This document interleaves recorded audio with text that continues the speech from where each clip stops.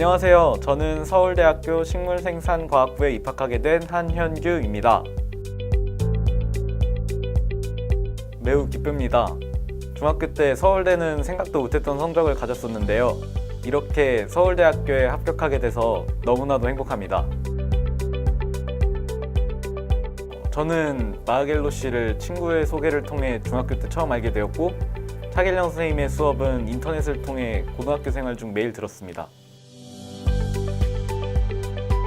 저는 수학을 잘 하지는 못했지만 수학을 좋아했습니다. 그래서 제가 풀이를 쉽게 알 수 있는 문제들은 다른 풀이를 끝까지 알아보는 나름 독특한 습관을 갖고 있었습니다. 맨 처음 차길령 선생님을 인강을 통해 처음 접했을 때 차길령 선생님은 다른 선생님들과 다르게 한 문제를 다양한 방법으로 접근해서 풀어주시더라고요. 제가 갖고 있었던 습관을 선생님도 똑같이 강의에서 반복해 주시니까 그 결과 수업에 대한 몰입도가 높아질 수 있고 생각의 폭 또한 넓어질 수 있겠다는 생각을 하였습니다.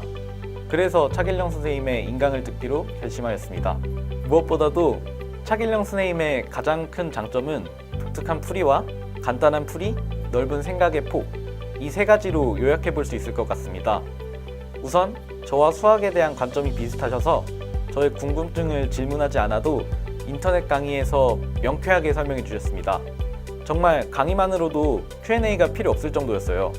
찾아보시면 아시겠지만 제가 그렇게 긴 시간 차길령 선생님의 강의를 들으며 Q&A를 많이 남기지 않았던 이유이기도 합니다.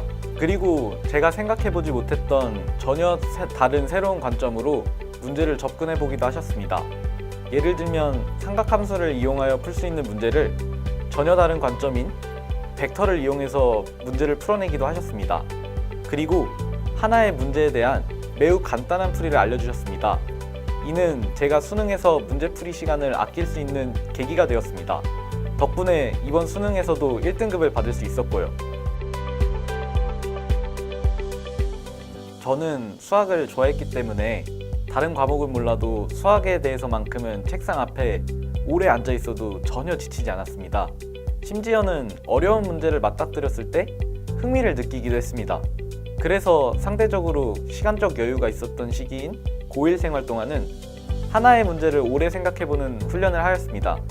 굳이 문제의 답을 맞힌다는 마음가짐보다는 어떠한 방식으로 풀어보면 이 문제를 해결해 볼 수 있겠다 라는 마음가짐으로 문제에 접근했습니다. 또한 차길령 선생님의 마하겔로 씨를 통해서도 그 훈련을 할 수 있었습니다.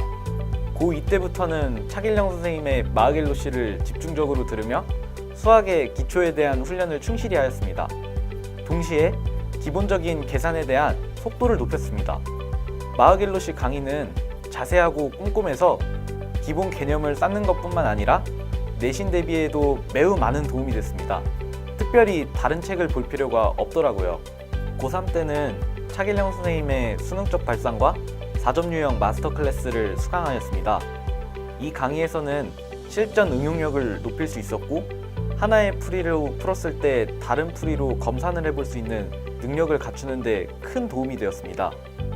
수능적 발상과 4점 유형 마스터 클래스를 반복해서 풀어보면서 기출문제를 3번을 풀었고 차길령 선생님의 강의를 통해 3번 그 이상의 문제풀이를 한 효과를 얻을 수 있었습니다.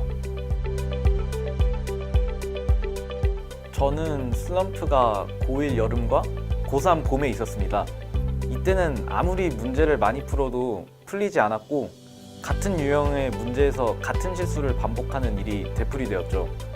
그때마다 차길령 선생님의 인강 사이사이에 있었던 영상에서 자주 나오는 말이 생각나더군요. No cross, no crown. 고난이 없으면 영광도 없다.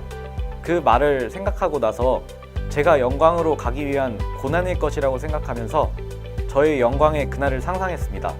그리고 공부를 계속 해왔습니다.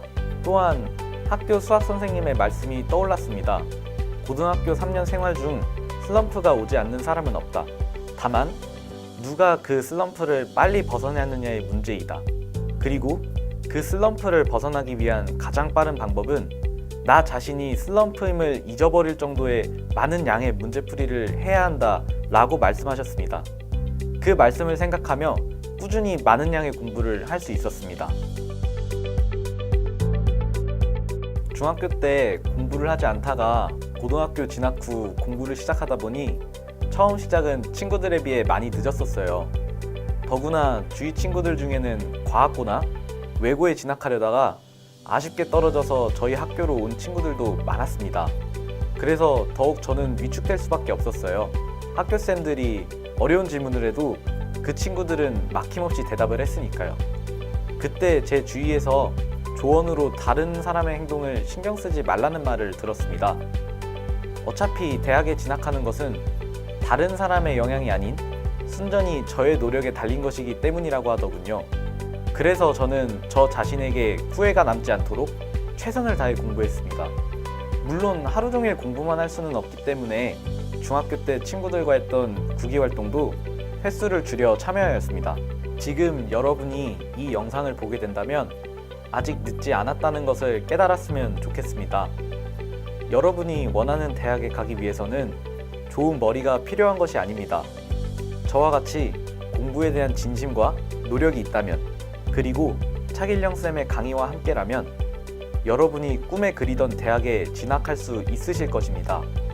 여러분이 성공 스토리를 써내려갈 그 날을 기원합니다.